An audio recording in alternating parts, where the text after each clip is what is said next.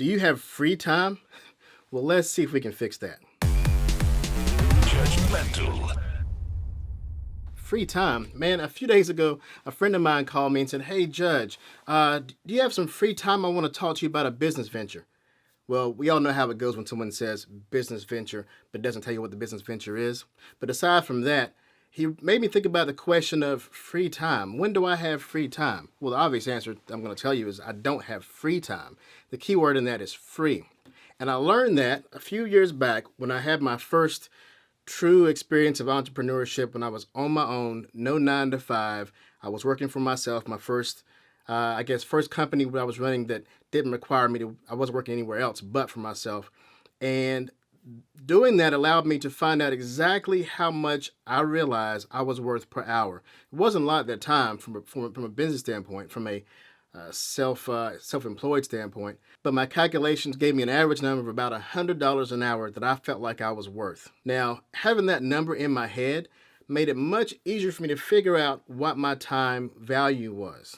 And when that number's in your head all the time, you realize I don't have any free time because my time has a number on it.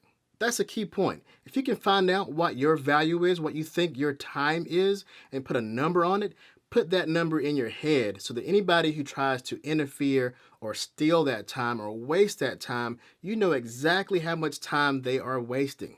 And of course, in turn, how much money they are wasting. Now, in practice, this became very clear to me when I realized I was doing some things that I probably shouldn't have been doing. Now, at that time, I thought, well, I'm not a wealthy man. I can't afford to pay somebody to do things that I can do myself, like, for example, cutting my grass.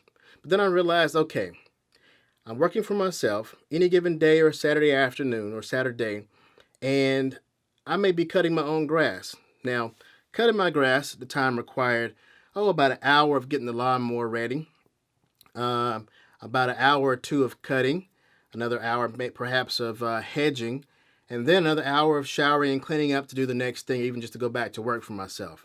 4 or 5 hours gone, $400 or $500 worth of my time that I technically just spent. Then I realized the guy that cuts my grass only charges me $50. So why am I cutting my grass again? You see, once that number's in your head, you start to realize, wow, my value is X number of dollars per hour or X number of dollars per day or whatever your time frame is.